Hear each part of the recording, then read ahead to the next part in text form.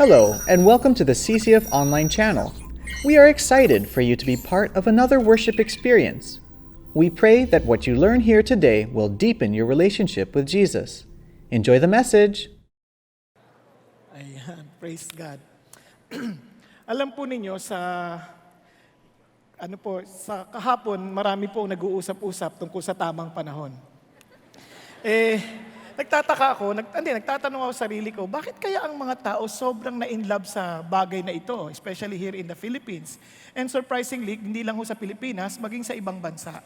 And alam niyo kung bakit? It is like a Cinderella story. Tama po ba? Isang tao na hindi naman parang nangangarap lang. And naniniwala ako na everybody has a dream. Lahat ng tao may pangarap. Nangangarap tayo na magkaroon ng isang maayos na buhay. Nangangarap tayo na makamtan ng isang bagay sa buhay. Tama po ba? To the point that everybody also is experiencing somehow a form of frustration. Yung iba po ay, bakit hindi ko maabot yung pangarap ko? Yung iba naman po, anong gagawin ko? Parang ganyan, pagkatapos ko maabot yung pangarap ko, ito lang pala yun. Parang naalala ko nung nagpunta ako sa New York, long time ago, umakyat kami sa Statue of Liberty.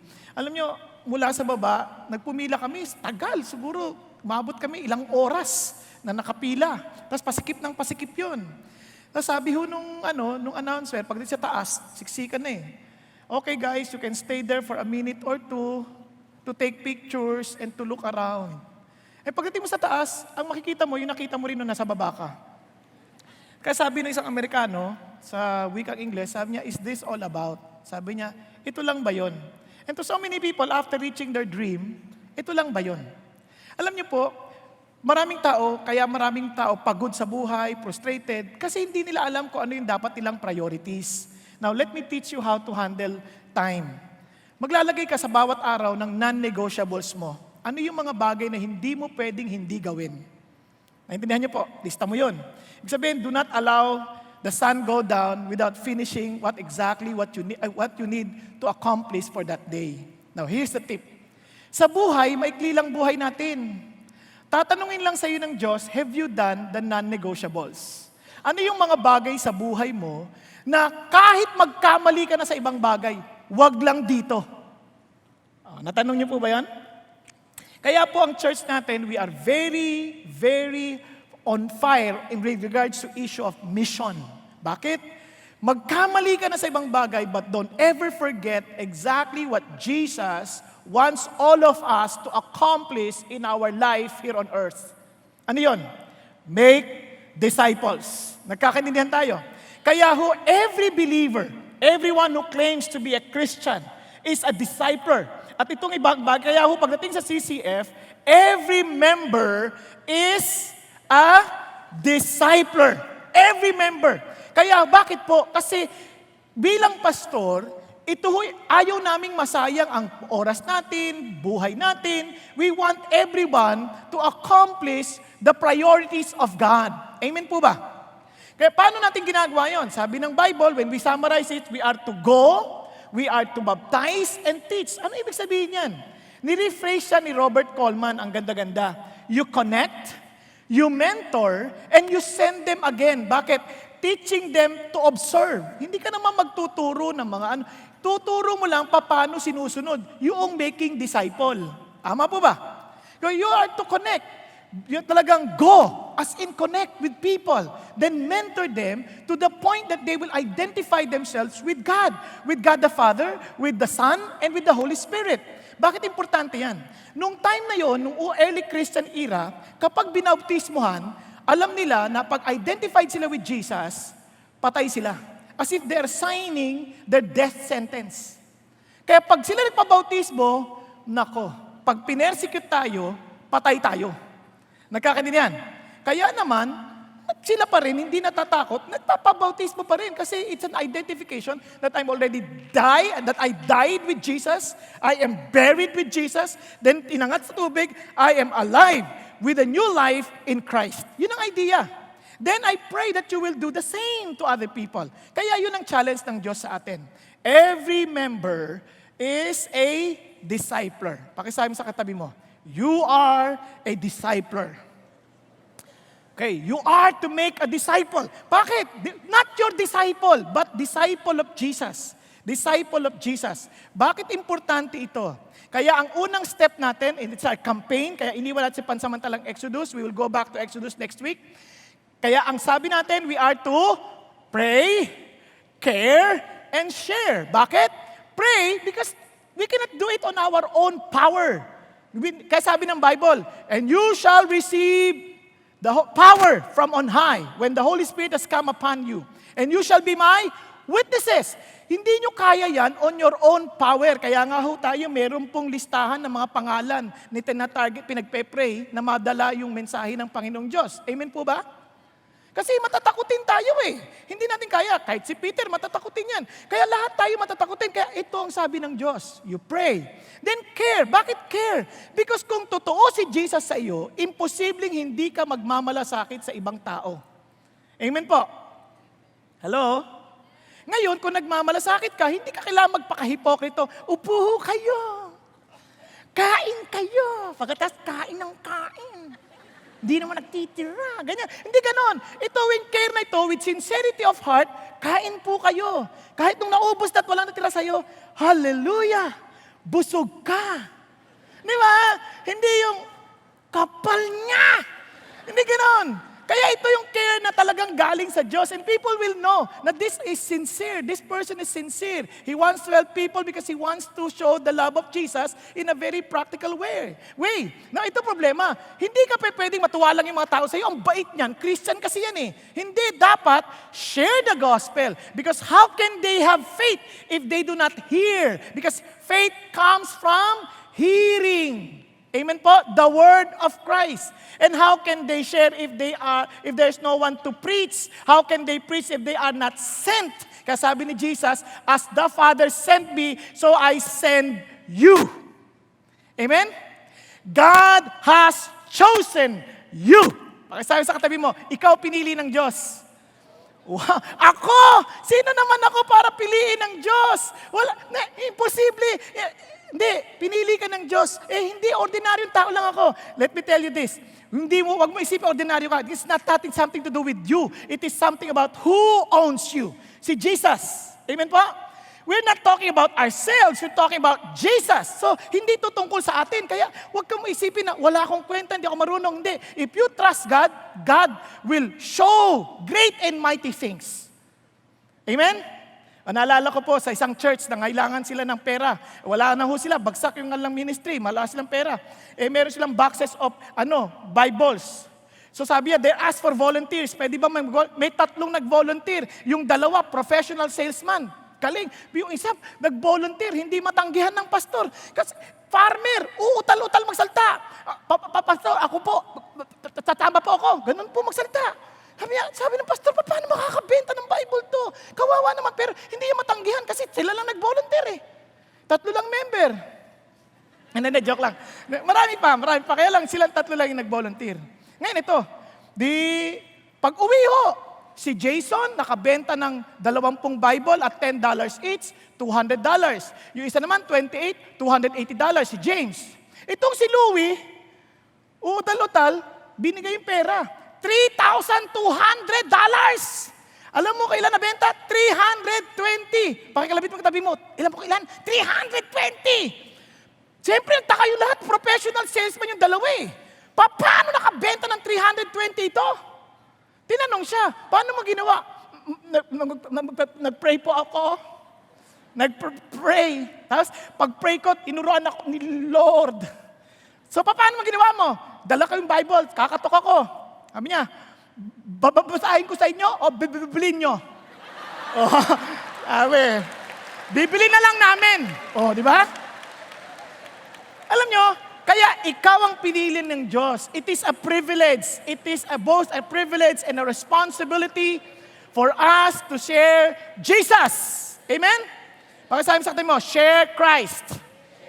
Now, itong ganda. Hindi lang siya responsibilidad, privilege. Hindi lang siya privilege.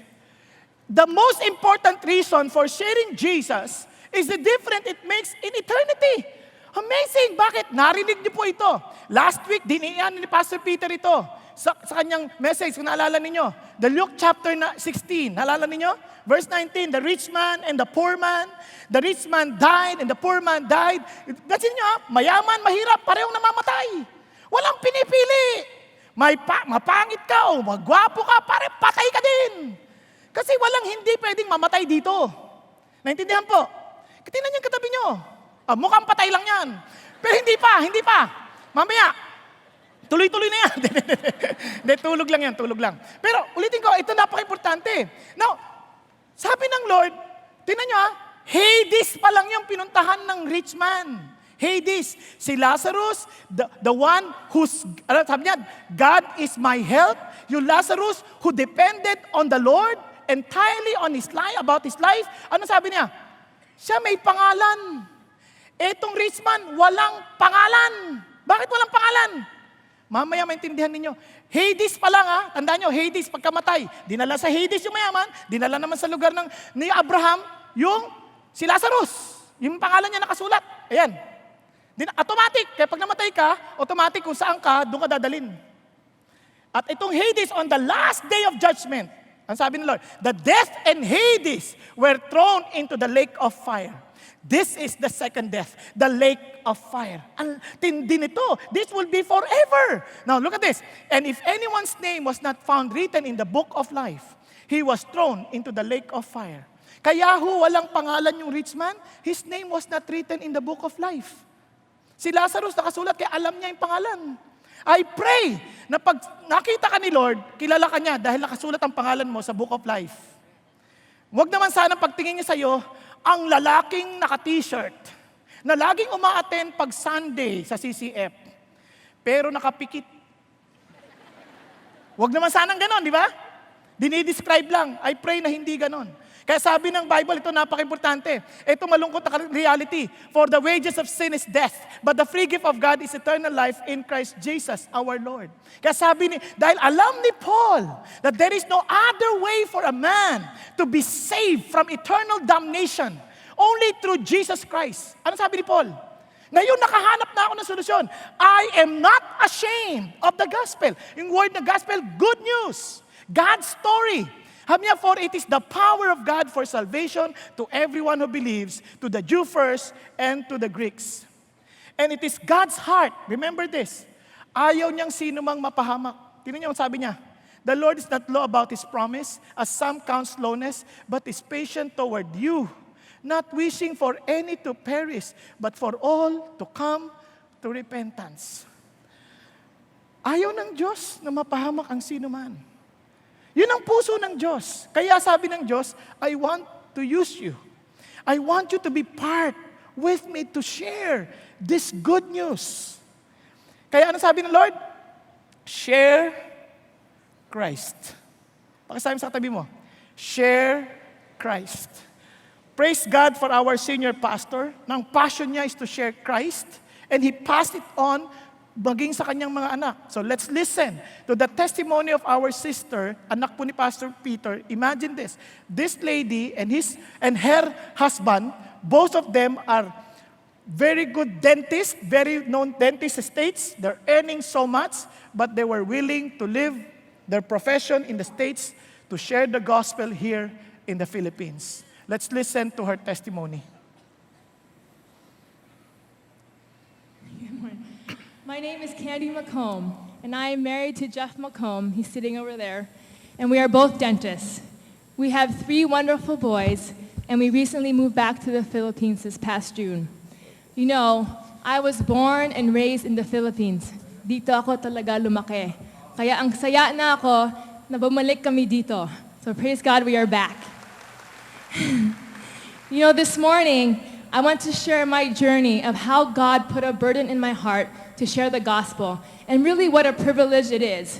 But before I start, I want to copy my dad and ask each of you to look at your neighbor and ask each other or share 1 or 2 reasons why we don't share our faith. So look at your neighbor and ask, why don't you share your faith? And share 1 or 2 reasons. Good job.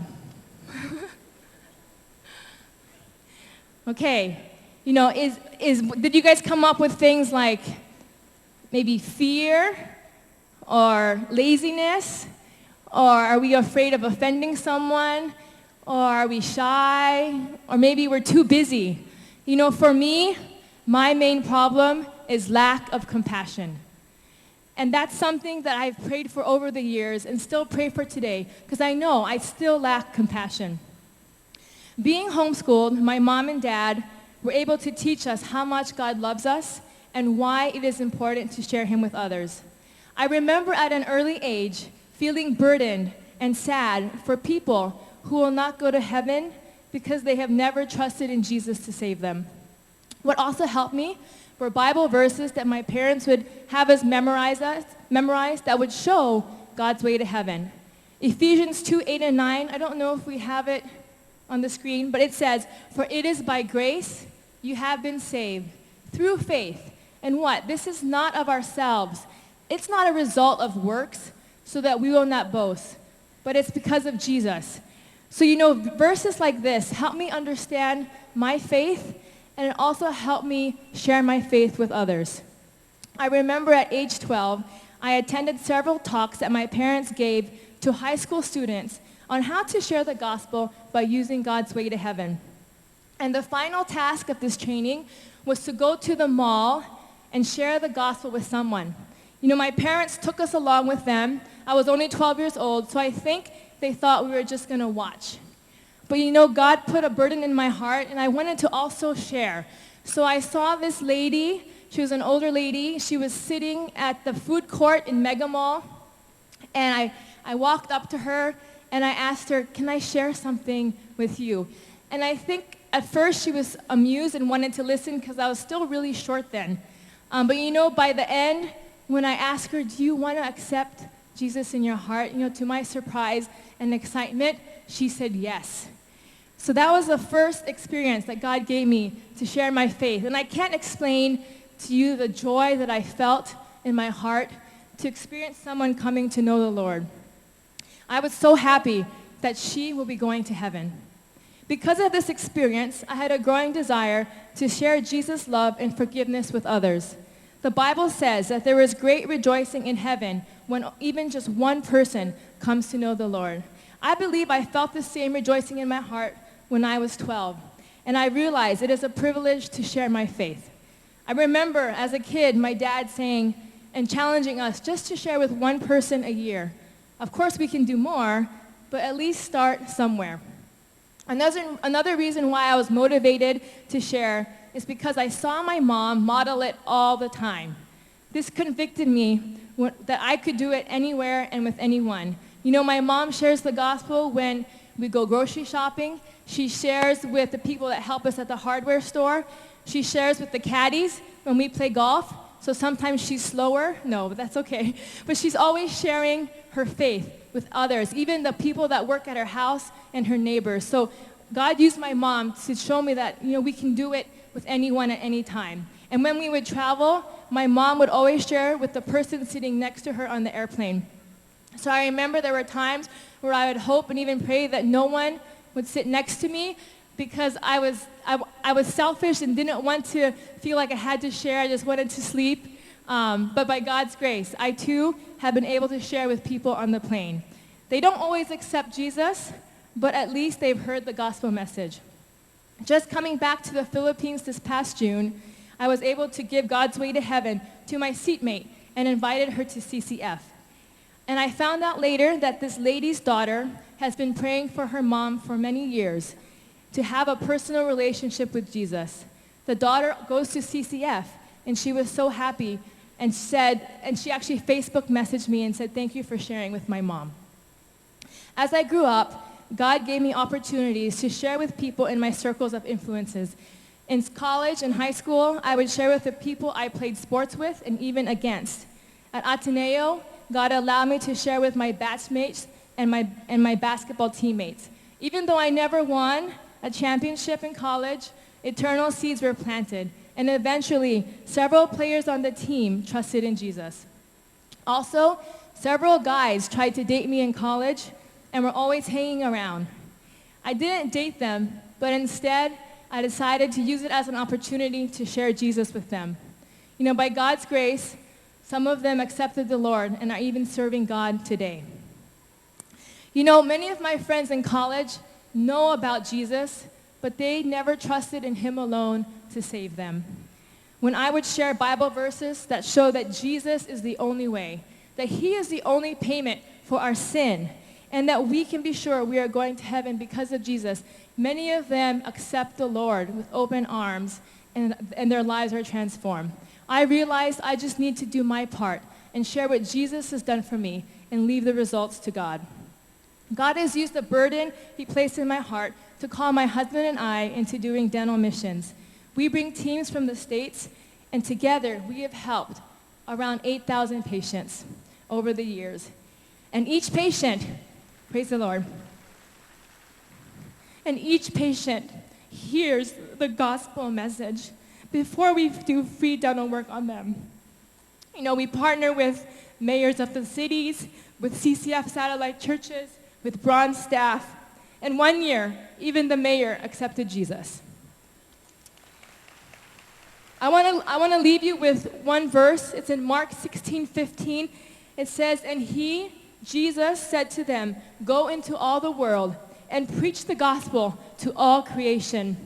Our pastor in the States said that we need to be in the business of changing people's eternal zip codes from hell to heaven. And he also said that when we choose not to share Jesus with others, it is like we're telling them to go to hell. People need the Lord. If we don't tell them, who will? I realize sharing my faith with others is not just a command, but it is a privilege. And please pray for me that I will really have more compassion for those around me, and that I will seize more opportunities to share Jesus with them. You know, God has also taught me that we all need to pray more, to care more, so that our hearts will ache for those who don't know Jesus, and that we will want to share with them. All honor and praise to God for the work that he does in all our lives. Praise God. Praise God, baby. You know, before we continue, I'd like to pray for Candy and her husband, Jeff. Why don't you stand up? And your whole family. Just stay there. Candy, just go beside your husband. And these are my grandchildren also. You know why I want us to pray for them? Because they came to the Philippines by faith. They left their lucrative practice in the States just to be here for 2 years to see what God will do, because their heart is mission. Now, I know you guys, men, you want to be able to do something to earn a living. Am I correct? So that's one of the things I want you to pray for them. What are they going to do here? Because they really want to get involved in mission, and they're helping pro bono, all of them. So if you don't mind, why don't we all stand up? Let's pray for them and pray for our Let's pray country. with them. Father God in heaven, I want to thank you for the heart of Jeff and Candy, for their willingness to give up So the thankful comfort of the for States. giving us our brethren Come here. who are willing to work with us here to reach out to the lost souls. And Father God, may you also provide them everything that they need in life. Thank you, Jesus, for your promise that you will provide for you will be the one to provide for everything that they will be needing to accomplish the mission that you have placed in their hearts. Lord, may you guide them. May you allow your Holy Spirit to move upon them. And thank you, Jesus, that, Lord, that you will truly use them mightily, Father God, not only to reach out to the lost, but also to inspire every one of us here in CCF and even to the other ministries, oh God. Thank you, Lord. In Jesus' name we pray. Amen. Amen. Praise God. So, tuloy ho tayo. Now, we are not just to share. Mapansin nyo, meron siyang term o meron siyang word na ginamit, si Candy. Sabi niya, it is not just a privilege, it is something that the reason why sometimes we feel not sharing our faith or not sharing Jesus. Hindi parang natatakot tayong ibahagi si Jesus sa ibang tao kasi wala tayong compassion. Ano ba ibig sabihin ng compassion? Ang compassion, yung pait na dinaramdam nila, yung sakit na nararamdaman nila, dinadama mo rin. Nasusdan mo natin. Parang, yun yung sinasabi ni God na, love your neighbor as you love yourself. Isipin niyo, for example, naglalakad ka, may manhole, hindi mo nakita, hindi mo napapansin. Nakita ng kapitbahay, alam niyang may manhole. abot kamay ka lang para sabihin may manhole. Hindi sinabi. Hinayaan ka maglakad. Laglag ka ngayon. Ah! Tama? Matutuwa ka sa kapitbahay mo? Ano isipin mo, napakawalang yung kapitbahay to? Siya kaya! Kung siya kaya malaglag dito. Tama ba? Ganon din ang atin. Alam natin yung solusyon sa problema, pero hindi natin sinasabihan yung iba hanggang sa mahulog sila doon at hindi na sila makawala.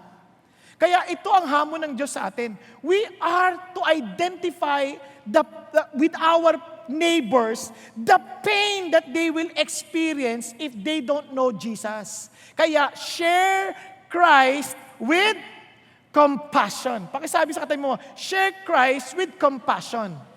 Okay, bakit? Kasi unang-una, si Lord mismo naparito dahil sa kanyang pagmamahal sa atin. Tingnan ninyo.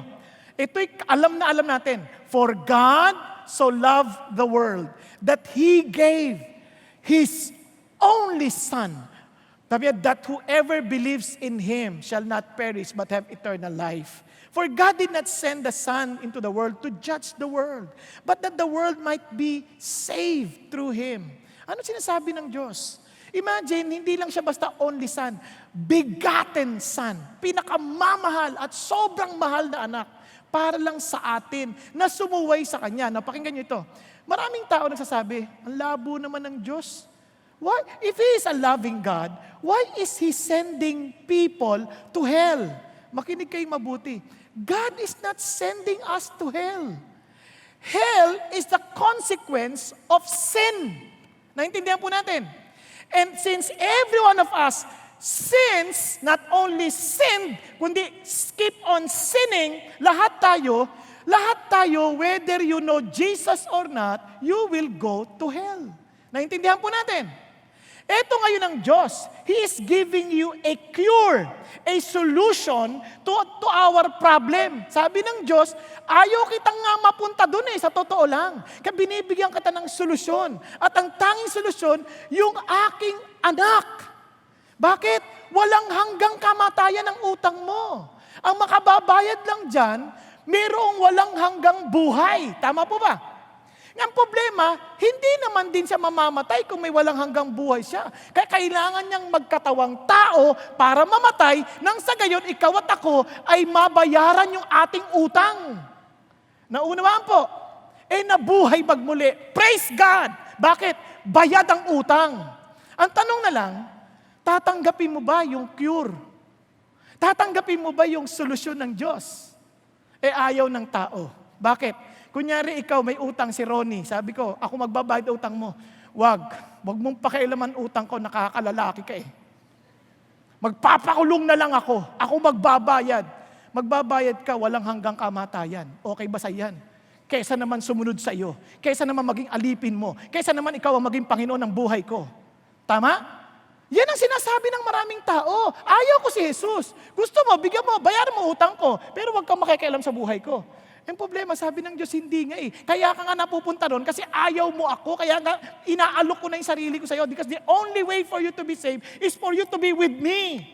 Kaya sabi ng Bible, anyone who has Christ has life. He who does not have Christ does not have life. Amen po? Maliwanag po ba yon? Kaya ito ang sinasabi ng Diyos, may solusyon na ang Diyos. Kasi lahat tayo, kung wala ang solusyon, walking dead. Sino nanonood ng Walking Dead dito? Ako hindi ako nakakapanood, hindi ko naiintindihan, basta lakad sila ng ganyan. Hindi ko maintindihan, ba't takot na ganyan? Ganyan naman ang lakad. Di ba? Kasi nga, pagka daw kinagat ka niya o inano ka niya, mamamatay ka rin, pero lalakad kang patay. Ngayon, ang option mo, patayin sila. Ang option ng Diyos, hindi. Gamutin sila at bigyan ng buhay. Nang sa gayon, lumakad sila ng normal. Naintindihan po natin. Kasi sabi ng Diyos, I want to use you to reach out to these people. Kaya you did not choose me, sabi niya, but I chose you and appointed you that you would go and bear fruit and that your fruit would remain so that whatever you ask of the Father in my name, He may give it to you. Sabi niya, kung naintindihan mo, tinawag kita, anything you ask, I will give it to you. Alam niyo, itong panalangin ko sa Diyos, Lord, Every week, bigyan mo ako ng chance to share your gospel. Hindi sa konteksto na nagpipreach sa congregation. Naintindihan po natin. Just give me a chance to share your gospel. Kahapon, 1 week na kahapon, nandun ako sa conference. Blessed na blessed ako sa conference. Ang ganda-ganda. Sayang, wala marami sa inyo, pero ang ganda talaga. Pero ganun pa, to make the long story short, nagpipray, Lord, patapos na po ang Sabado, itong linggo na to. Wala pa ako nasisiran eh. Tapos naalala ko, may nag-text sa akin, namatay yung kakilala ko. Tinatawag ako para mag-preach. Dalawa ngayon ang puso ko. Natutuwa dahil makakapag-preach ako. Nalulungkot dahil namatay yung kaibigan ko. Naintindihan yung sabihin? Di bali, Christian naman na to, kaya matuwa na lang ako, sabi ko. Nag-share ako kahapon. I praise God. Marami sa kanila tumanggap sa Panginoong Hesus. Alam niyo bakit? Because God answers prayer. Sabi nga ni R.A. Torrey, for 15 years, I've been praying to God every day to give me a soul to share a gospel with. 15 years had passed, God had never failed giving me a soul every day. Amazing. Kasi itong amazing, marami sa atin, hindi natin ma-enjoy yung reality ng Diyos kasi hindi tayo nakikiisa sa puso ng Diyos. Ano sabi ng Diyos? Pinili kita. Tingnan mo yung katabi mo, sabi mo, pinili ka ng Diyos. Kung ako lang, hindi kita pipiliin. Pero pinili ka ng Diyos. Ako nga, hindi ko mapili sarili ko eh. Pero pinili ka ng Diyos para ano? To share Christ with compassion. Pindutin mo na. Share. Amen? Tingnan niyo po si Peter. Si Peter, pipiliin mo? Naku, si Peter, impulsive. Si Peter, hindi lang impulsive. Pinagkanulo si Jesus. Ibig sabihin, binetray si Jesus 3 beses. Hindi ko siya kilala. Hindi kasama kanya. Hindi ko siya kilala. Tagagalit eh. Pero ano sabi ng Diyos? Pinili pa rin kita, Peter. I prayed for you. Ano amazing? Nung si Peter, nung nakita niya si Jesus, inutusan siya to go and be my witness. Ano ginawa ni Peter? Kita ng beggar. Yung beggar, namamalimos lang yan, walang pakialam dyan. Pero yung beggar, ano sabi niya? Silver and gold have I none. But such that I give I thee in the name of Jesus. Ano meron ako? Wala akong pera, pero meron akong Jesus. Rise up and walk. Tumayo. Right. Walking and leaping and praising God. Ako, tumatalon-talon yung mama. And he began to share the gospel. Anong sabi ng mga leaders? Huwag ka nga magsasalta tungkol kay Jesus. Huwag ka nga magpipreach tungkol kay Jesus. Ano sabi ni Paul? Peter? Sabi ni Peter, whether it is right in the sight of God to give heed to you rather than to God, you be the judge, or we cannot stop speaking about what we have seen and heard. Kapag realidad, nakita mong itong si Jesus ang tagapagligtas at nabuhay na ito'y naging totoo sa iyo, imposibleng hindi ka magsasalita. Kaya marami hindi nagsasalita. Hindi kasi totoo si Jesus sa kanila. Hindi lang naintindihan yung realidad na si Jesus, totoo. Kasi iba, nag-e-expect ka, punta ka langit, hindi mo siya nararanasan sa pang-araw-araw mong lakad. Imposible yun. Kung hindi totoo si Jesus sa pamilya mo, hindi totoo si Jesus sa trabaho mo, hindi totoo si Jesus sa pag-aaral mo, how can you tell the world, Jesus is the answer? You can't. He must be true first to you. Kaya tataka ko maraming mga lalaki, sinusuko, asawa, hindi na kaya. Totoo naman eh, kung tayo lang, hindi natin kakayanin. Pero kung si Jesus kasama natin, tutulungan naman tayo eh. Kaya tinanong ako ang asawa ko minsan eh, mahal mo ako? Oo naman. Bakit? Sabi ni Lord, yun lang? Sabi ni Lord? Hindi dahil maganda ako, Sabi lang ni Lord, maganda ka naman eh, kaya lang minsan hindi. Kasi mas maganda, hindi, sa totoo lang, kahit anong ganda ng babae kapag minsan hindi ka ginagalang, hindi na kaganda-ganda yun, no? Tama? Pero dahil kay Lord, hindi na issue yung ganda, ang issue si Lord. Ang nakita ko yung awa ng Lord, yung pagmamahal ni Lord sa iyo, kaya tayo ka mahalin. Tama ba? Ganun tayo katabi mo, tingnan mo, mamamahal mo ba yan? O pag-isipan niyo mabuti. Hindi ka pinapansin eh. Pero sabi ni Lord, mahalin mo yan. Bakit? Sabi ni Lord eh, hindi mo kakayanin kung wala si Lord. Naintindihan niyo po? Tuloy tayo. Si Philip, imagine si Philip, nagsisilbi lang yon, servidor lang yon. Kumbaga nagdisilbi lang ng pagkain. But God, he was willing to be used by God. Alam niyo kung saan siya ginamit? He got up and went, and there was an Ethiopian eunuch, a court official of Candace, queen of the Ethiopians, who was in charge of all treasure. Wow, finance minister ito ng Candace. Amazing, sabi niya. Sharean mo. Ano lang po, quiz. Nagsisilbi lang po ako ng pagkain. Lord naman eh. Ganun ba sinabi niya? Hindi, tinan niyo sabi niya. Then the Spirit said to Philip, go up and join this chariot. Ha? Minister of Finance. Siyempre, pag babiyahe, may mga gwardya yan. Tama? Sasakay ka basta-basta. Baka sibating ka niyan. Pag-isipan niyo mabuti. Ito. Anong ginawa ni Philip? Lord naman masisibat ako Ayoko. At saka mabilis yung chariot niya. Lang tumakbo ko ganyan. Mabilis. Ganun ba? Anong sabi niya? Philip ran up and heard him. Tumakbo talaga. Tapos nakinig pa. Chismoso. Sabi niya, sa lahat ng tatanungin, alam mong hindi aral Ikaw ba naman ang tali-talinong tao, tatanig mo? Naintindihan mo binabasa mo? Parang insulto, di ba? Pero ang Diyos nandoon kumikilos Sabi niya, kaya sabi niya, nung sabi ng babae, paano ko maintindihan? Then what he did? He opened his mouth, beginning from the scripture, he preached Jesus to him. Ano nangyari? Diplomate. Anong ginawa? As they went along the road, they came to see water, and the eunuch said, look, water, what prevents me from being baptized? I want to be identified with Jesus. Ang sabi niya, and Philip said, if you believe with your heart, kasi ibabaptize kita kung di ka naman naniniwala, walang kwenta yan.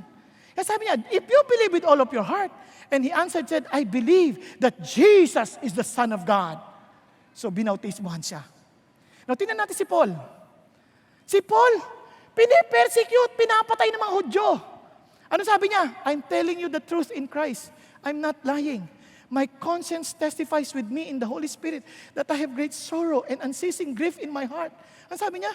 For I could wish that I myself were accursed, separated from Christ for the sake of my brethren, my kinsmen according to the flesh. Nung binabasa ko, sabi ko, Panginoon, hindi ko po kaya i-pray yan alam siya, sabi niya, yung pumapatay sa kanya, gustong pumatay sa kanya, Lord, ako na lang po ma-impyerno, maligtas lang siya. Sabi ko, Lord, baka mag-pray ako, sagutin mo Natakot ako baka sagutin Di ba, Lord, ma-impyerno na, para lang dyan sa mga natutulog na yan, please. Di ba, ang hirap, alam nyo, aaminin ko sa inyo. Doon ko lang naintindihan, I have no compassion.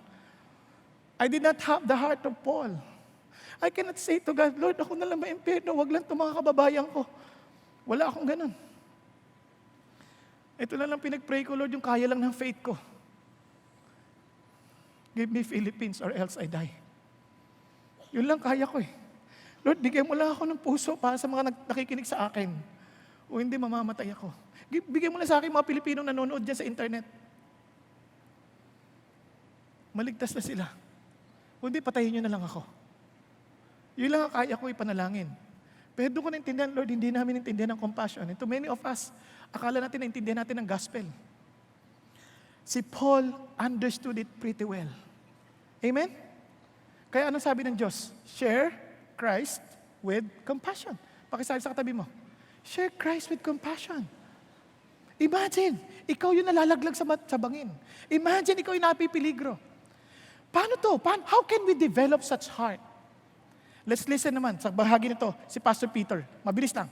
Si Pastor Peter, para ibahagi sa atin na isang kwento sa Old Testament on how or what it means to share Jesus with compassion. Let's watch. You have to understand the background. The city of Samaria was surrounded by the Arameans, present-day Syria, surrounded by the Syrians. There was a siege. They cannot go outside to get food. In fact, the famine, the starvation was so serious that the Bible tells us they were besieged a donkey's head. Now, you know they don't eat donkey. The Jewish people eat what? Clean animals, cow, sheep, understand? But here they are buying a donkey's head. Was sold for, this is thousands of pesos in today's currency. In other words, it is so bad. They were dying of hunger. Now, what is the meaning of this? And a fourth cup of a dove's dung. In other words, in Tagalog, poop. The poop of the doves. Now, don't ask me what they're doing with the poops of the dung, okay? Why are they buying this? Maybe to put it with the lugaw or rice. I don't know what they're doing with the cows, okay, with the poop of the dove. But just to show you, the situation is so bad. That's not it. What's worse is the next verse. They were so hungry that the king was walking around and somebody bothered the king. What is the matter with you? The king said, what's your problem? Now, this is what they said, okay? She said, this woman said to me, give your son that we may eat him today. And we will eat my son tomorrow. Can you understand how bad the situation is? They were starving to death. They were eating their kids. And the next verse tells us, we boiled my son and ate him. And I said to her, on the next day, give your son, that we may eat him. But she has hidden her son. When the king heard this, it was catastrophic. I mean, how can people be so hungry that they start eating? I just hope that the babies won't get scared here today, that you might eat them. I mean, this is unheard of. Understand? It will show you spiritually how they sunk so low. It will show you spiritually how they've veered away from God. They no longer trust God, even though God told them He will take care of them. Make a long story short, that's the background. And now we have the character of the 4 beggars, lepers. Everybody read. There were 4 leprous men at the entrance of the gate. They said to one another, why do we sit here until we die? If we say we will enter the city, then the famine is in the city and we will die there. And then, if we sit here, we will die also. Therefore, come, let us go over to the camp of the Arameans. If they spare us, we will live. If they kill us, we will die. Do you understand? The 4 beggars, lepers, they were afflicted with leprosy. In the Bible, leprosy is always symbolic of sin. It is a certainty. You will surely die. But you don't die immediately. Secondly, you are not supposed to be with people. That's why they were living outside the gate. So how do they survive? People throw food at them. But because it was starvation, there was no food for them. So they came up with option 1, option 2, option 3. Option 1, we stay here. We will die. Option 2, we go inside the city. We will die. Option 3, let's go to the enemy. Perhaps they feel sorry for us. Maybe we will live. If they kill us, it's better than slow death. Understand their mindset? And I realize many people are not able to make any move towards God because they don't understand their problem. You see, many times you don't change until you reach desperation. I remember somebody saying, until you are desperate enough, you are not going to change. And if some of you are having problems today, perhaps with your family, with your husband, with your wife, financially, your life, perhaps God is telling you, you need to change. You see, until the pain is so real, you will not change. I have many people, they come here every Sunday. They hear the message. But the reason they are not changing, perhaps the pain is not painful enough yet. You still want to do it your way. Well, for these beggars, afflicted with leprosy, they said, you know what, let's do something. So they did something. The Bible tells us they went towards the Syrian camp. Now, they did not know the prophecy of Elisha. Elisha said the next day, food will be so cheap. Nobody believed him. But God told Elisha, you tell the people, tomorrow, food will become very cheap again. These 4 lepers did not hear. They did not know. But they went to the enemy. And would you like to know what happened? This is what happened. When these lepers came to the outskirts of the camp, they entered one tent, ate and drank, and carried from there silver, gold, and clothes, and went and hid them. In other words, early in the morning, they went to the enemy's camp. What did they discover? They entered the tent and ate and drank. What happened to the Syrian army? God intervened. God let them hear a rumor, noises, that other armies, the Israel army, aligned with the Hittites, the surrounding nations, and they're going to attack them. So they have this crazy imagination. So they all ran away. The enemies all ran away. They ran toward the Jordan River, 25 miles down. And when the lepers went to the camp, what did they see? My goodness. They saw food. They saw clothing. And what did they do? Look at what they did. Everybody read. Ate and drank. Is that normal? Of course. What else did they do? They took the silver and the gold. What did they do? And the clothes, they hid them. Would you believe it? They went to the next camp. They entered another tent, carried from there also, and went and hid them. In other words, there were thousands of tents. Now, if the story ended here, you would not know the full meaning of the story. You see, to understand the Bible, you got to compare the Old Testament with the New Testament. What is God trying to tell us? God is trying to tell us something. Would you like to know what it is? Look at these beggars. These beggars said to one another, everybody, read this. We are not doing right. This day is a day of good news. That's where you hear the word gospel. Good news. But we are keeping silent. Somehow, these poor beggars, afflicted with leprosy, understood the meaning of compassion. They are saying, if we keep this to ourselves, we are not doing right. If you have discovered the truth about Jesus, the bread of life, and you don't share that with others, everybody, read this phrase. We are not doing right. Good news. What did they do? Would you like to find out? If we wait until morning light, punishment will overtake us. Therefore, come, let us go and tell the king's household. They said, you know what? If we just remain silent and do nothing and wait until morning, punishment will come. Now, I don't know what is that punishment, but apparently their conscience was afflicted by the Lord. The Lord spoke to them and said, you know what? There is a sense of urgency. You see, compassion will make you move. Many times, our problem is wait, no urgency. My wife was reminding me of our neighbors. Years ago, we were neighbors. They were from Switzerland. And my wife was convicted by the Lord to tell her the good news. My wife shared before, but she didn't really get it. But the Lord told my wife, you go back and share the gospel. Now, somehow it was delayed a little. We went abroad. When we came back, you know what we heard? Our neighbor was brutally murdered. The idea of compassion means you take action. They took action. Let's go tell the king. Everybody, I like this definition of evangelism. I'm going to give you another definition of evangelism. You know what is evangelism? Everybody read. Evangelism is one beggar telling another beggar where he found bread. You like that definition? It's one beggar telling another beggar where to find bread.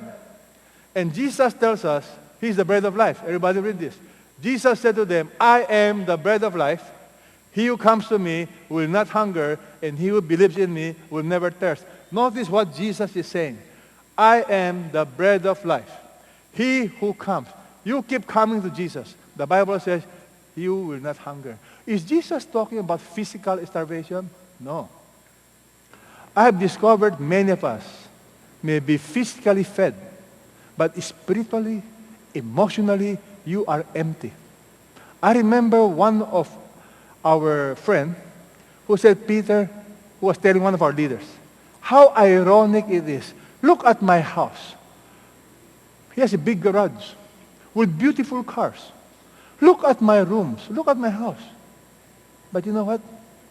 I'm empty. I have problems with my family. I am empty. Friends, some of you have everything. Physically, you may not be hungry. But Jesus is telling you something. Jesus is saying he is the bread of life. He who comes to him will not what? Hunger. Perhaps some of you are feeling empty. You look good on the outside. But inside, you know something is missing. Can I tell you, that will never be satisfied until you come to Jesus. In fact, this is what Jesus is telling us today. Look at the same chapter. Truly, truly, I say to you, everybody read, he who believes has eternal life. Jesus is talking about something more than physical life. He's talking about your spiritual life. And Jesus is saying, I am the bread of life. So, my friend, what's our message today? Share Christ with compassion. Praise God. Pakisabi ulit sa katabi mo, share Christ with compassion. Alam nyo, itong masakit na katotohanan, maraming tao, they don't really know their problems. Hindi nila alam kung anong problema nila. Let me just share with you something. Si Timothy Keller shared something very beautiful. Ito sabi ni Timothy Keller. He met a guy, itong guy na ito, gwapong-gwapo. Kung yun, gusto nyo ma-imagine kung gaano siya kagwapo, tingin lang kayo sa harap. Ito yung opposite. Di pa tapos eh. Di ba? So, ang gwapo. Taas. Itong problema. Sabi niya, ayoko na nang makipag-sex sa mga babae kasi itong lalaki to talagang very inviting, talagang he sex left and right. And sabi niya, I now with the Lord, ayoko na. So sabi niya, nung sinabi niya yon, itong tinuloy niya, he got involved now with the ministry. Surprisingly, sa ministry, inaaway niya lahat ng leaders. Inaaway niya. He wants always to be first. He wants to be in power. As they were analyzing his character, this is what they came to understand. This man may have the Christian cliche, they may have the Christian lingo, pero ang problema, he was not changed deep within. Ano yun? Because yung kanyang pakikipag-sex, ang issue talaga niya, he wants power. Kasi pag-sex niya, ayaw niya na doon sa babae, ayaw na, iiwan niya na, lilipat na naman sa iba. Ang totoo niya lang, kinonvert niya lang yung kanyang hunger for power through sex sa magitan naman ng Christian environment, still desiring for power for himself. Ang sentro ng kanyang isip, sarili pa din. Kaya nga, ang sagot ng Diyos, kailangan mo yung totoong tinapay. Yung hindi ka na mauuhaw, hindi ka na magugutom sa anumang bagay ng gusto mo na makita ng mundo. And that is exactly the problem of many people. At hindi nila naintindihan. Ang hirap with the people who hold the Bible, hindi rin nila alam sila rin may problema. Until they are willing to humble themselves and Lord Jesus, Lord, patawarin niyo ako. Hukahin niyo yung puso ko nang makita ko kung ano talaga problema ko. Kaya sabi nga ni Trotman, ito very good example, even the sharing of the gospel, the reason why we don't share, ito sabi ni Trotman. Basahin natin. One of the basic reasons why some Christians do not have people born again into God's family through them, they are spiritually sick. There is something wrong. There is a spiritual disease in their lives. They are immature. There is not that union with Christ. But when all things are right between you and the Lord, kapag tama na lahat ng bagay sa iyo at ang Diyos, sabi niya, regardless of how much or how little you may know, intellectually, from the standpoint of the world, you can be a spiritual parent. And that incidentally may even be when you are very young in the Lord. Hindi na issue kung bago ka sa Diyos. Surely God will make use of you kung ayos ka sa Diyos. Ayos yung iyong relasyon sa Diyos. Bakit? Siyempre, ito sabi niya, tinan niya, soul winners are not soul winners because of what they know. But because of the person they know. They know Jesus so much, how well they know Him, and how much they long for others to know Him. Yung bang, sino dito nakaranas magkaroon ng boyfriend at girlfriend? Yung sa kauna-unahang pagkakataon. Mabisa sa sobrang saya mo, gusto mo ipakilala, ito girlfriend ko, ito boyfriend ko, ito, di ba? Ang saya, parang excited ka. Parang, kalala ko to. Same thing, you're so in love with Jesus. Ito, alam mo, gusto ko makilala mo si Jesus. Kaya pagka nawalan na ng gana sa puso, alam niyo na problema. Ano? May problema na sa relasyon kay Jesus. Hello? Kaya sabi ni Jesus, follow me, and I will make you fishers of men. If you are a faithful follower of Jesus, you will be a fisher of men. Amen? Amen po ba? Last quotation, sabi niya, evangelism is taking a good look at Jesus Christ and then telling someone what you saw. Hello? Kailan kayo huling nagkita ni Jesus? And you can honestly say, Lord, hallelujah. Friends, I want you to know Jesus, my best friend. Okay, panoorin natin to. Testimony naman po nung in-law ni Pastor Peter. Let's watch.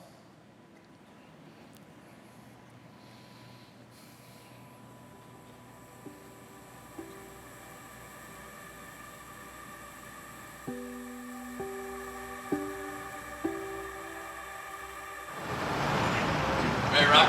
Let's go. All right.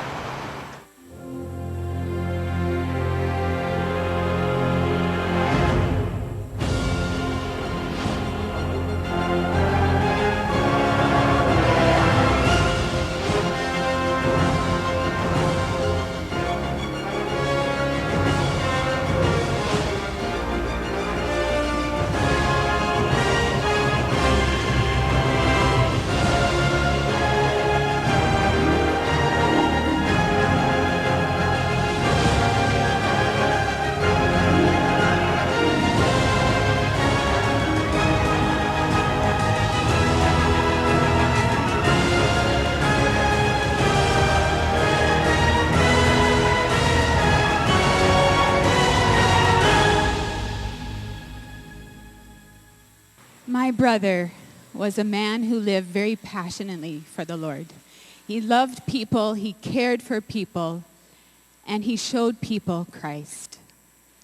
When my brother passed away just one day before his 30th birthday, many men and women grieved at the loss of my brother because they had meant so much. He had meant so much to them. He had inspired them in ways that they could not express. You know, for me, God had been preparing me months in advance before he had taken my brother. You see, in March of this year, my son had been sucked into a drain of water, and by God's mercy, he allowed my husband to save my son. As my husband and I were processing what could have happened to my son Ethan, we realized that life is short. And my son could have so easily died.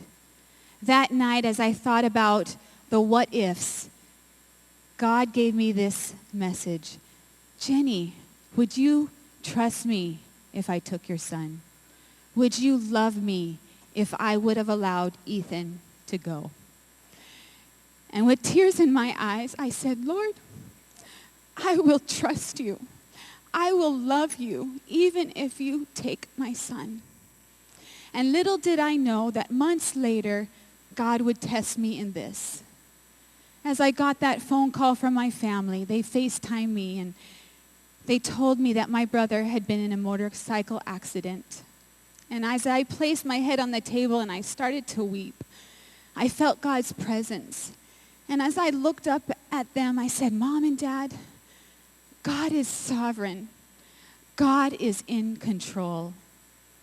You know, just one day after my brother passed, my sister-in-law and my brother Ben opened their home for anybody who wanted to come and celebrate Stephen's life with them. There's a lady that had shown up to the house, and my dad started talking to her. He had never met her before, and my dad was asking her, how did you know Stephen? And she started to share that she just worked at Starbucks, and Stephen used to come in quite frequently and buy coffee and spend time studying and having meetings in the Starbucks. And she said, you know, Stephen would always engage with her, would always ask her questions about her life. And initially she thought, oh, this is just a really nice guy. But week and day after day, he would come in and he would continue to ask her questions.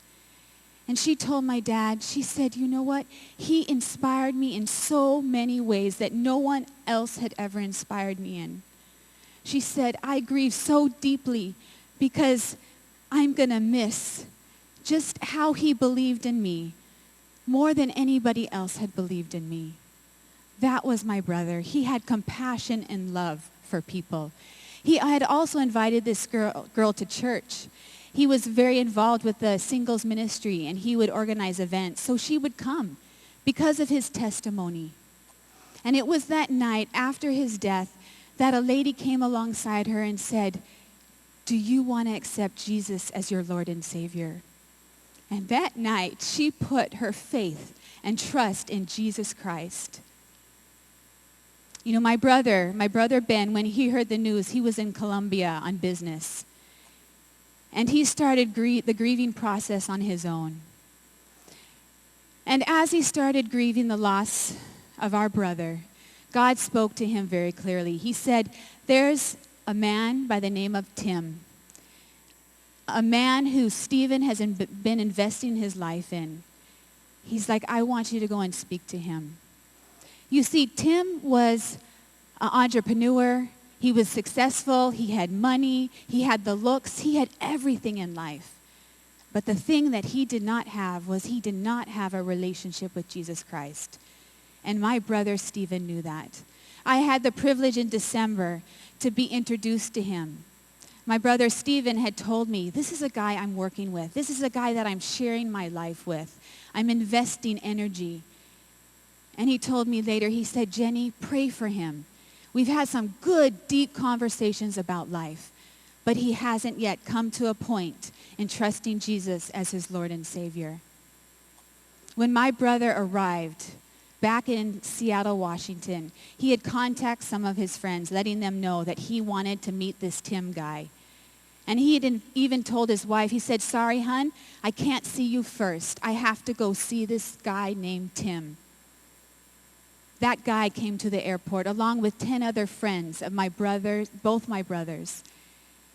And when he saw this guy, my brother, in the airport parking lot, went to him and he said, Tim, he looked him in the eye and he said, Tim, Jesus loves you and Jesus wants you to surrender your life to him. And in that airport parking lot, Tim gave his life to Jesus. You know, Paul and I had the privilege of going back to the States for the memorial of my brother. And we had the opportunity to talk with Tim. And Paul asked him, Tim, what was it about Stephen's life that inspired you? Or what was it that Stephen gave you that no one else has? And Tim was so quick with his response. He said, Stephen gave me time. And as he reflected over one of the most significant times in his life with my brother, he said, you know, my birthday this year, your brother took me, they were both motorcyclists. He said, your brother took me on a tour of Seattle and showed me all the most beautiful sights in Seattle. And at the end of it, he said, I have one more place to take you. And he took Tim to the top of this building, parking lot. And at the top of that parking lot, he had all his other friends, Tim's friends, waiting with food and entertainment. And my brother set this all up for Tim's birthday. And Tim said, I have never experienced someone's love and care as your brother had done for me. Stephen inspired his life. Ano napansin po ninyo? Itong tao na to, kaya ho siya nasa adventure because he wants to reach out to people. Amen? Now, ito po amazing. Bibili na ng kape. Siniran pa yung nagtitinda ng kape. Di ba? Yung pong mamang hindi ho nagse-celebrate ng birthday, siya pa nagpa-celebrate ng birthday. Why? Just because he wants to bring these people to Jesus. Tatanungin nyo, hindi ko kaya yan, hindi ko alam eh. Alam nyo, meron ako isasuggest sa'yo before I end. Si Mark Mittelberg very beautifully said this. Sabi ni Mark Mittelberg, siya po ang head ng director ng evangelism sa Willow Creek. God knew what He was doing when He made you.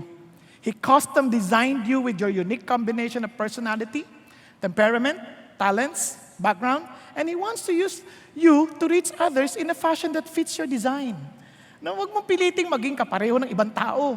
Ikaw, yung design mo gagamitin ng Diyos. Tingnan niyo si Peter, for example. Confrontational. Repent and be baptized. Diba? Kasi hindi naman official submit to, hindi nakapag-aral to, talagang confrontational to. Si Paul, intellectual, nag-aral to eh. Kaya he can discuss and really explain with details about Jesus. Yung blind man, hindi anong sabi ng blind man? Wala akong alam sa sinasabi niyo, but one thing I knew, once I was blind, now I see. Amen po? Yung Samaritan woman, ito, dati, 5 asawa. Ibig sabihin, palit-palit ng lalaki.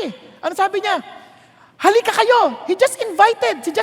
Halika kayo. Tingnan ninyo at makinig kayo sa lalaking nagsabi sa akin ng lahat ng aking pinag-aagawa. Yung si Matthew, anong ginawa niya? Nagpa-party para lang ma-share ng gospel. Si Dorcas, tumulong sa Acts chapter 9. Gumawa lang ng mga damit ng mahihirap just to make sure that she can connect and share the gospel to Jesus. May kikwento ko sa isang babae. Sa pangalan niya si Lady Cho. Kilala niyo? Hindi ko rin siya kilala.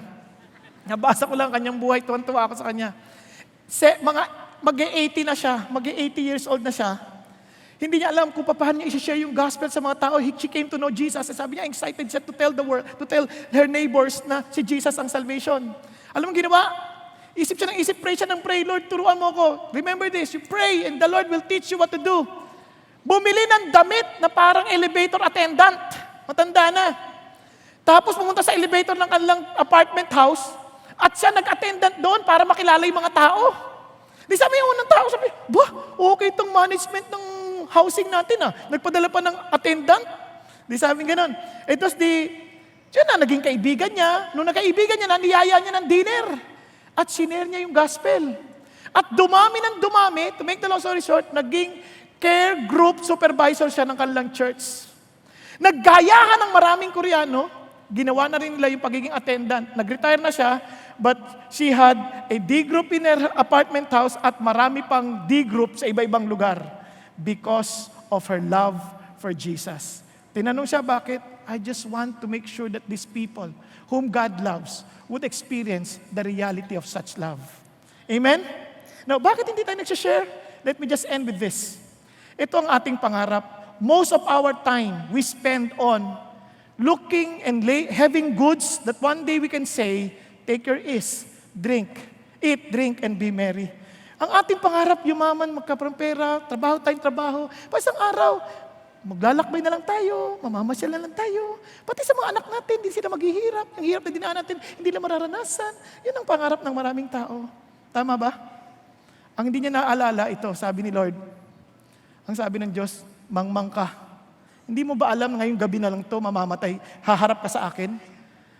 And now, who will own what you have prepared? Sige nga. Nakalimutan mo, may kamatayan. Pakisabi mo sa katabi mo, may kamatayan. Tingnan ang itsura mo. Parang patay na rin. Ay, gano'n na talaga.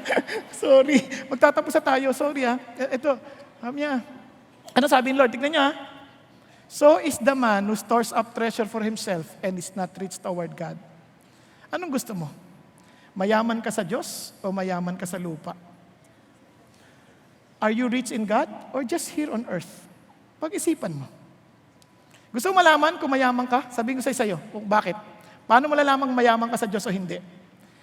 And he said to his disciple, for this reason, I say to you, do not worry about your life. If you are always worried about your life, about what you will eat, of what you will put on your body, or what you will, as in, lahat na inisip mo putok sa sarili mo, ang yaman mo panlupa lang. Hello? Yun ang sabi niya Kaya sabi ni Lord, for all these things, the nations of the world eagerly seek, but your Father knows that you need them. But seek His kingdom, and these things will be added to you. Kung ang yaman mo sa Diyos, ang hanapin mo, what will advance His kingdom?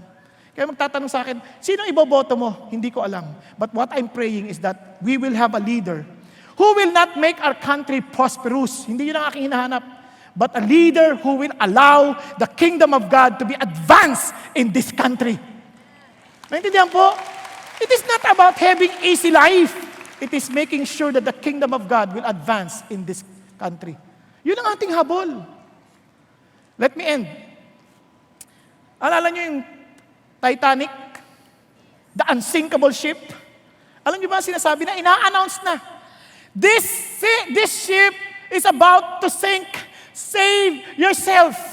Ano sabi nung iba? Hindi yan totoo. Hindi ito magsisik. This is an unsinkable ship. Ang daming taong ganyan. Sinasabi na ng Biblia, ito mangyayari, hindi pa rin na pinakikinggan. And they keep on telling themselves that's not true. The world is so sweet and good. Obviously, they died. And some of them, nakasakay na sa lifeboat, 30 ang capacity. 15 pa lang, umaalis na.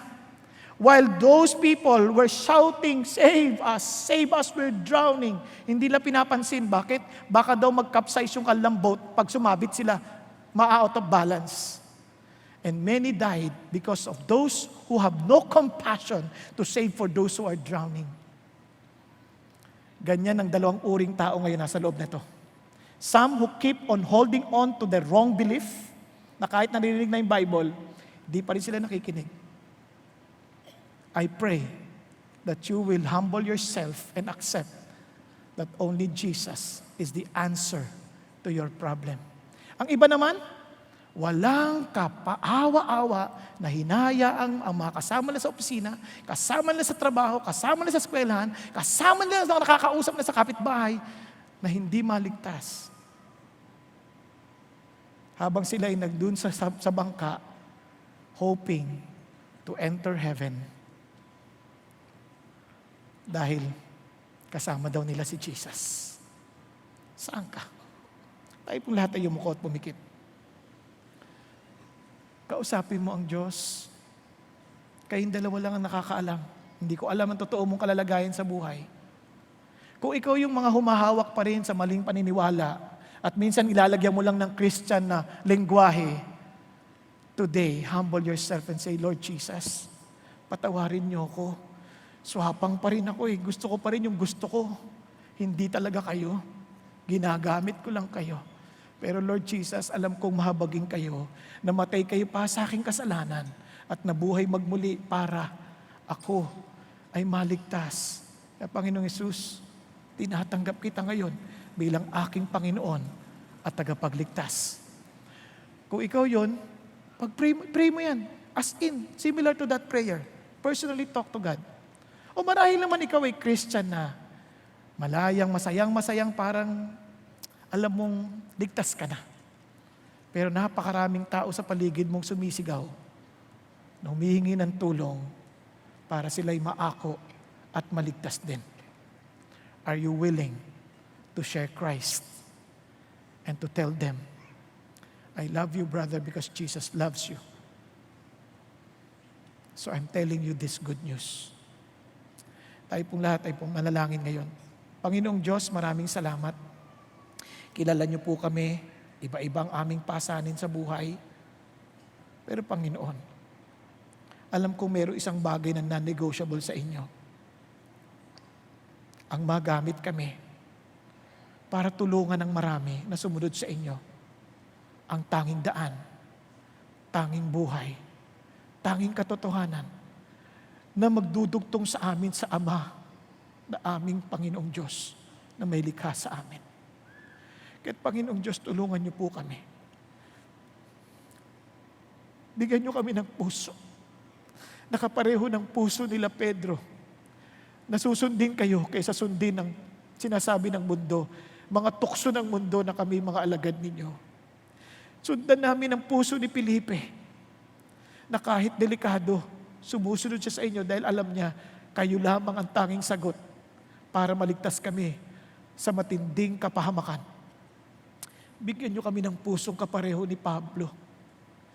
Na Panginoon, kunin niyo na lang ang buhay namin. Kung hindi niyo rin kami gagamitin para iligtas ang iba. Bigyan niyo kami ng ganong pagmamahal. Ang pagmamahal ni Jesus para sa mga kaluluwa na naghahanap ng direksyon tungo sa kalangitan. At alam namin, Panginoon Diyos, na ito hindi mangyayari kung ang iba sa amin na hindi pa rin kilala kayo ng personal. Kaya't dalangin ko sa pagkakataong ito, kausapin yung bawat isa at magpakumbaba na tanggapin kayo bilang kanilang Panginoon na tagapagligtas. Aminin, kailangan nila kayo. Aminin, kayo lamang ang kanilang pag-asa. Salamat po, Panginoong Diyos, na wala kaming kabutihan para maggarantya ng aming kaligtasan, kundi ang katwiran ni Jesus na ipinagkakaloob nyo sa amin. Maraming salamat po, aming Ama, sa magandang hapon na ito. Pagpalain niyo ang bawat isa at patuloy niyo, Panginoong, pag-apawin ng iyong pagpapala ng sa gayon. Ang katibayan ni Kristo ay lalong maging hayag sa buhay namin at ang aming mga kapitbahay at mga taong nakakasalimuha ay maaakit na sumunod sa inyo at mahalin kayo tulad ng pagmamahal na naranasan namin mula sa inyo. Sa ngalan ni Jesus, Amen. Amen at Amen. Kung meron po kayong nais na panalangin, lapit lang kayo sa harapan. Meron po tayong mga prayer leaders to pray with you. God bless you and good afternoon. Amen. Shall we all rise and let us sing our response to God's message this afternoon?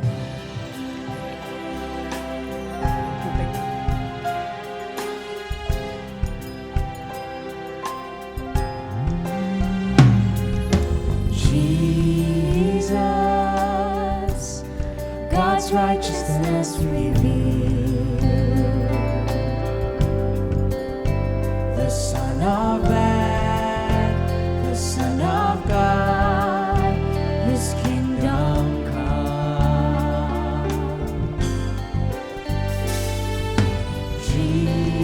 Jesus, redemption sacrifice, now glorified, now justified, His kingdom come, and this kingdom will know no end, and His glory shall know no bound, for the majesty and power of His kingdom's King has come, and this kingdom's reign, and this kingdom's rule, and this kingdom's power and authority. Jesus, God's righteousness revealed. And this kingdom will know no end, and His glory shall know no bound, for the majesty and power of His kingdom's King has come, and this kingdom's reign, and this kingdom's rule, and this kingdom's power and authority. Jesus, God's righteousness revealed. Jesus, God's righteousness revealed. Jesus, God's righteousness revealed. Glory to God. Jumpstart your spiritual journey by joining an online or offline small group. Go to ccf.org.ph/dgroup. Worship together with us via live stream here at 9 a.m., 12 noon, or 3 p.m. Philippine Standard Time. Join us at stream.ccf.org.ph. Want to find a CCF near you? Check us out at ccf.org.ph/locations. We are so excited you were able to join us today. God bless and see you next time.